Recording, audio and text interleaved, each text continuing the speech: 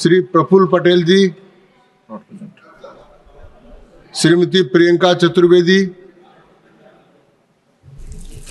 Sir, आपने मुझे इस इम्पोर्टेंट बिल पे बोलने का मौका दिया, मैं आपका धन्यवाद देना चाहूँगी। नायडू जी मेरे मित्र हैं, तो मैं ज़्यादा उनके बारे में कोई क्रिटिसिज्म उनकी नहीं होगी, इस बिल को लेकर है। सर, ये जो बिल आ रहा है, मिनिस्ट्री ऑफ फिनेंस और नीति आयोग ने 2019 में जब एयरपोर्ट का प्राइवेटाइजेशन हो रहा था, उन्होंने 2019 के बिडिंग प्रोसेस को कहा था कि उसमें बहुत कमियां हैं। कमियां इस आधार पे बोली थी क्योंकि छह एयरपोर्ट जब प्राइवेटाइज हुए थे वो सब एक ही इंसान को गए थे, एक ही ग्रुप को गए थे, जिनके पास कोई प्रायर एक्सपीरियंस नहीं था। डिपार्टमेंट ऑफ इकोनॉमिक अफेयर्स ने ये कहा था कोई भी प्राइवेट प्लेयर जो प्राइवेटाइजेशन में भागीदारी ले रहा है उसको 2 एयरपोर्ट से ज़्यादा नहीं मिलने चाहिए। पर ये पर्टिकुलर विशेष इंडस्ट्रियलिस्ट को करीब 7 एयरपोर्ट्स मिले थे, जिसमें से 6 एयरपोर्ट्स तो 50 साल के लिए मिले हैं। एक ही एयरपोर्ट फाइनेंशियली वायबल है, बाकी सारे लॉसेस में हैं। और वो कौन है? वो जॉर्ज सोरोस हमें नहीं बताएगा, वो मिनिस्ट्री ऑफ फिनेंस और इन सब से ही पता चल रहा है, वो अदानी एयरपोर्ट्स है। सर, जब वो ये मैक्रो बिल है जहाँ पे हम एयरलाइंस की बात कर रहे हैं, एयरपोर्ट्स की बात कर रहे हैं, इंफ्रास्ट्रक्चर की बात कर रहे हैं, इन्होंने कहा कि 880 एयरक्राफ्ट नए आने वाले हैं, पर ये बताना भूल गए कि हमने 5 एयरलाइंस जो फुल सर्विस एयरलाइंस होती थी, करीब 13 सर्विस एयरलाइंस होती थी, 5 फुल सर्विस एयरलाइंस होती थी, 17 साल में अब एक ही रह गई है, वो है एयर इंडिया। और किसी तरीके का फेयर कंपटीशन जो हम कहते हैं, कोई फेयर कंपटीशन नहीं रह गया है, मोनोपोली या डुओपोली रह गई है।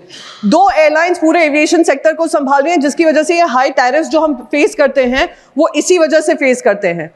ना एयरलाइंस हैं, 880 एयरक्राफ्ट हैं, पर किसके पास मोनोपोली है, डुओपोली है, वो हम सब जानते हैं, वो इंडिगो एयरलाइंस है और एयर इंडिया है। सर, दूसरा जो है कहा जाता है जो टैक्सेस ATF फ्यूल है, 40% जो पैसेंजर फेयर होता है वो जो फ्यूल है उसकी वजह से निर्धारित होता है। उस पे भी जो सारे इनके स्टेट्स हैं, जिस तरीके से उस पे टैक्सेस लगते हैं, उस पे भी किसी तरीके की कार्रवाई नहीं की गई है कि जनता को राहत मिले। मंत्री जी ने उड़ान स्कीम के बारे में कहा था कि उड़ान स्कीम से हवाई चप्पल वाले हवाई यात्रा कर रहे हैं। अभी महाराष्ट्र के भी एक MP बताकर गए हैं कैसे उड़ान भर रहे हैं।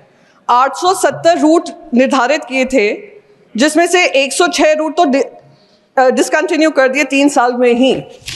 तो ये कहाँ से हम कह रहे हैं कि हम नए एयरपोर्ट्स बना रहे हैं, पर वो एयरपोर्ट्स बन रहे हैं पर वो ऑपरेशनल नहीं है, आधे से ज़्यादा तो बंद हो रहे हैं। 8 एयरपोर्ट्स अंडर द उड़ान स्कीम आर नॉट ऑपरेशनल। कौन से हैं? तेजपुर, पोरबंदर, हिसार, बिदर, पौंडीचेरी, पठानकोट, पैक्योंग एंड कुशीनगर, ये वाले ऑपरेशनलाइज ही नहीं हुए हैं। अयोध्या भी, जब राम मंदिर बना था, अयोध्या की भी बहुत सारी डायरेक्ट फ्लाइट्स बनाई थी, शुरू की थी, 16 से ज़्यादा मुंबई से चल रही थी, अब एक भी नहीं चल रही है। तो सर, ये जो स्कीम्स अनाउंस होती हैं वो कहीं ना कहीं इम्प्लीमेंटेशन में विफल होती हैं। सर, एक लास्ट पॉइंट है, क्योंकि वो मेरे पार्लियामेंट्री क्वेश्चन का मुझे जवाब मिला था। जनवरी 2023 से करीब 1100 होक्स कॉल्स आए हैं, हाईजैक कॉल्स आए हैं, जिसकी वजह से इकोनॉमिक लॉसेस एयरलाइंस को हो ही रहे हैं। साथ ही साथ जो mental trauma passengers go through करते हैं 6-6, 7-7 घंटे। सर, एक ही सेकंड लूंगी, बस वो बताना चाह रही हूँ कि खास करके मुंबई और दिल्ली एयरपोर्ट्स को प्रभावित करते हैं, एयरलाइन सेक्टर को प्रभावित करते हैं। उसका इकोनॉमिक लॉस कितना है, किस तरीके से हम उसको हैंडल करेंगे, ये सारी चीजें निर्धारित करना जरूरी है। ये इन्हीं शब्दों के साथ मैं कहूँगी कि विधेयक बिल अच्छा है, पर उसको और पुख्ता बनाया जा सकता है। Thank you so much. धन्यवाद। सुश्री Sushmita Dev. Stay ahead with our cutting-edge news app. Instantly access the latest shorts in just 1 minute and breaking news in just 50 words. Download now for a smarter, faster news experience.